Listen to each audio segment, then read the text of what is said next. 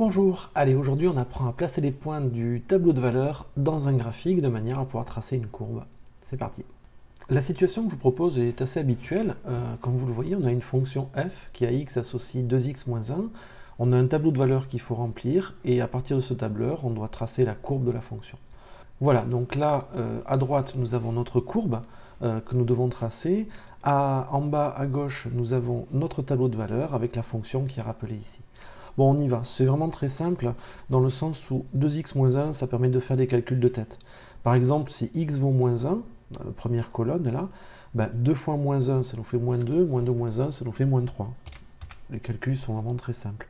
Si x vaut moins 0,5, 2 fois moins 0,5, ça nous fait du moins 1, moins 1, ça nous fait du moins 2. Bon, etc., etc. Je ne vais pas refaire les calculs, c'est pas intéressant. Je les ai calculés, donc je les remplis. Donc 0, 1, moins 1, 2 et moins 4. Donc là, maintenant, je dois placer mes points dans le graphique. Alors, je remarque que j'ai un point de coordonnées moins 1, moins 3. Moins 1, ça va être l'abscisse, et moins 3, ça va être l'ordonnée. Le x, c'est un abscisse, et le f de x, c'est un ordonnée. Alors, l'abscisse et l'ordonnée, pour ceux qui ne s'en souviennent pas, l'abscisse, c'est toujours l'axe du bas, ABS pour abscisse, c'est l'axe horizontal, et l'axe des ordonnées, O, ordonnée, c'est l'axe d'en haut, c'est l'axe vertical. On est d'accord?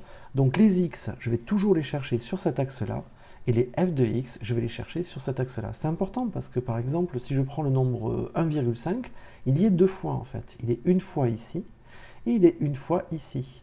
Si je ne sais pas si c'est une abscisse ou une ordonnée, je ne sais pas lequel prendre. Et donc, je me retrouve avec des courbes complètement bizarres. C'est souvent cette erreur que j'ai remarquée. Bon, on y va. Donc là, j'ai moins 1 en abscisse et moins 3 en ordonnée. Alors, j'ai récupéré un petit point, là. Je le sélectionne et je vais l'amener. Donc, moins 1 en abscisse. Donc, je vais récupérer le moins 1 de l'axe des abscisses. Et à ce moment-là, je suis à moins 3 en altitude. Donc, je suis ici. Allez, le deuxième. Moins 0,5, moins 2. On le voit ici. Hein. Moins 0,5, moins 2, c'est celui-là qui m'intéresse. Moins 0,5 en abscisse, moins 2 en ordonnée. Donc, je récupère mon petit point, je le duplique. Moins 0,5 en abscisse, ça veut dire que je suis ici, sur cette verticale-là. À quelle altitude? À moins 2. Donc, moins 2. Et je fais en suivant. 0,5, 0. Bon, l'abscisse 0,5, elle est là. Et à ce moment-là, je suis à 0 en altitude, autrement dit, je reste au sol, je reste là, c'est très bien. Ensuite, j'ai 1, 1. 1 en abscisse, 1 en ordonnée. Très facile, il est ici. Ensuite, j'ai 0, moins 1. Tiens, je reviens en arrière. 0 en abscisse, c'est là, moins 1 en ordonnée. Ah, là, je me rends compte que mes points sont vraiment bien alignés. Et j'aurais envie de prendre une droite pour tracer, mais je n'en ai pas le droit, puisque je n'ai aucun théorème qui me permet de dire que c'est une droite. On ne l'a pas prouvé dans la leçon.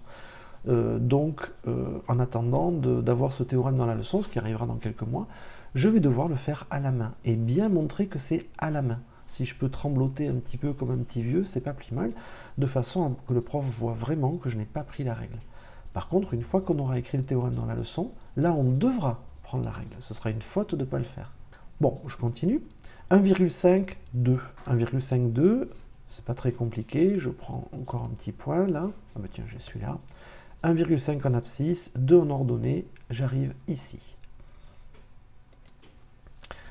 Et ensuite j'ai moins 1,5, moins 4. Alors moins 1,5 et je descends à moins 4, ah ça rentre pas, donc tant pis, je ne place pas ce point, il va rester sur le côté.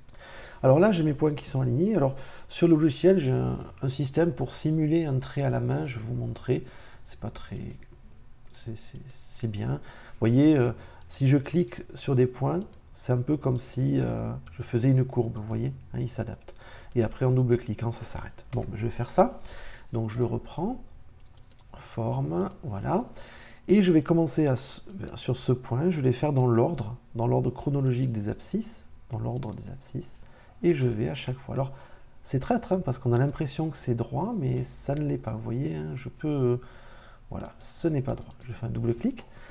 Là, ma courbe, elle est pas mal parce qu'elle dépasse de ce côté-là, mais elle ne dépasse pas de ce côté-là. Donc, avec un stylo, c'est facile à faire. Bon, avec le logiciel, c'est pas très compliqué non plus. Il suffit de tirer un petit peu mon graphique et c'est bon. Voilà, j'ai tracé ma courbe, j'ai placé mes points, j'ai fait tout ce qu'il fallait, j'ai rempli mon tableau. Je vous rappelle qu'un tableau comme ça vaut 0 points. Hein. Si jamais vous remplissez le tableau comme ça, vous avez 0. Il faut entourer une case et expliquer. Hein. Vous faites une petite flèche, vous entourez le 2 par exemple, et vous expliquez le calcul. Vous écrivez que ce 2, il a été obtenu en faisant 2 fois 1,5 moins 1.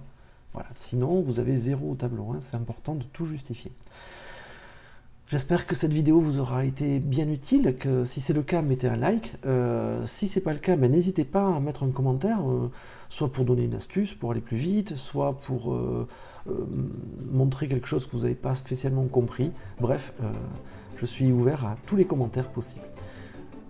À bientôt!